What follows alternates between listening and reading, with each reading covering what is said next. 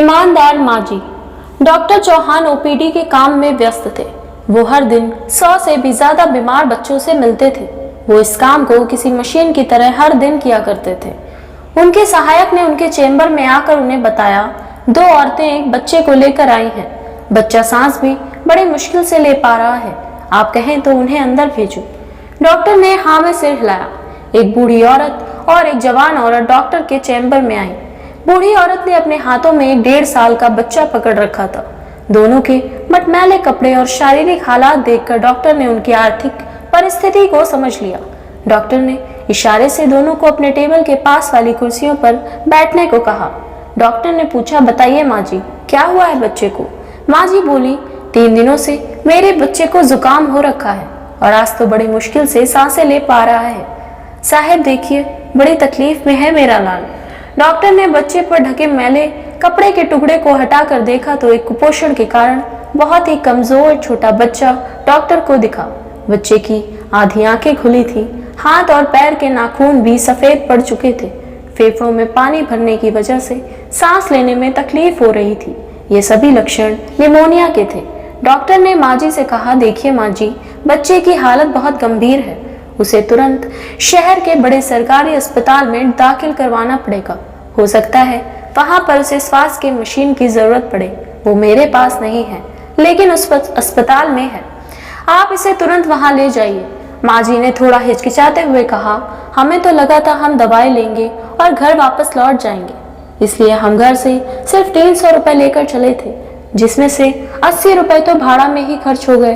अब कैसे? डॉक्टर ने पहले ही उनको देखकर अंदाजा लगा लिया था कि उनकी समस्या क्या हो सकती है।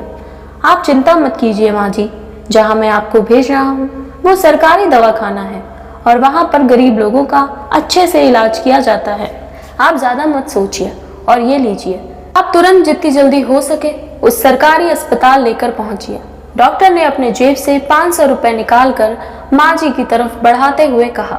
माँ जी ने डॉक्टर से पैसे लेने से मना कर दिया। उन्होंने कहा, मैं आपसे ये पैसे नहीं ले सकती, उल्टा मुझे आपको पैसे देने चाहिए। माँ जी बोली, हम अभी बस स्टेशन पर जाते हैं, वहां पर किसी से संदेशा भिजवाते हैं। इस बच्चे का बाप कुछ न कुछ करके पैसों का इंतजाम कर लेगा। डॉक्टर को माँ जी का ऐसा व्यवहार देखकर काफी अचरज हुआ, क्योंकि उन्होंने कई ऐसे लोगों को देखा था जो किसी भी बहाने से पैसे छीनने को तैयार रहते हैं, और ये गांव की गरीब माँ जी हैं जिन्हें इन पैसों की इतनी सख्त जरूरत है, फिर भी पैसे लेने से मना कर रही हैं। देखिए माँ जी, समझने की कोशिश कीजिए, बच्चे की हालत बहुत गंभीर है। आप बस स्टॉप तक जाएंगी, संदेशा भिजवाएंगी, फिर बच्चे का बाप कहीं से पैसों का इंतजाम करेगा।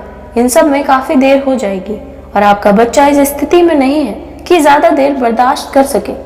हो सकता है थोड़े से ही कुछ दवाई या इंजेक्शन मंगवाए जाए, तब आपको इन पैसों की जरूरत पड़ सकती है।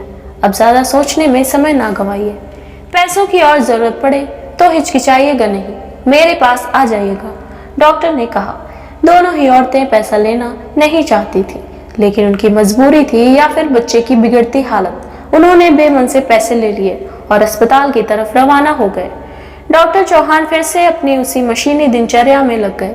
3 दिन बाद उनका सहायक फिर से उनके चेंबर में आया और डॉक्टर से कहने लगा, सर, एक बूढ़ी औरत आपसे मिलना चाहती है। डॉक्टर ने कहा, तो तुमने उन्हें बताया नहीं कि मैं बच्चों का डॉक्टर हूँ? सहायक ने कहा, नहीं सर, आप समझे नहीं। आपको याद होगा कुछ दिनों पहले 2 औरतें एक बच्चे को लेकर आपके पास आई थी। बच्चे की हालत बहुत खराब थी। उन्हीं 2 औरतों में से एक है। डॉक्टर चौहान अपने रोज के बिजी शेड्यूल के चलते इस बात को कब का भूल चुके थे। सहायक के बताने पर उन्हें याद आ गया और उन्हें लगा कि शायद उन्हें और पैसों की जरूरत पड़ी होगी, इसलिए आई होंगी। उन्होंने उस माँ जी को अंदर भेजने के लिए कहा। माँ जी चैम्बर में आई। डॉक्टर ने उनसे बच्चे का हाल चाल पूछा। माँ जी ने अपने हाथ में रखे 500 के नोट को डॉक्टर के सामने बढ़ाते हुए कहा, ये लीजिए साहब आपके रुपए। इसमें से एक भी रुपया दवाइयों के लिए इस्तेमाल नहीं हुआ। अस्पताल में पहुंचते ही बच्चे ने दम तोड़ दिया। उस दिन तो हम लाश लेकर घर चले गए थे और आज जब अंतिम संस्कार हो गया है तो आपके पैसे लौटाने आ गई हूँ। बूढ़ी माँ जी की बात सुनकर डॉक्टर अचंभित रह गए। वो सोचने लगे कि क्या इस कलयुग में भी ऐसे लोग अभी भी जिंदा हैं, और शायद यही लोग हैं जिनकी वजह से धरती माँ इतना पाप होने के बावजूद सबको मजबूती से थामे हुई हैं।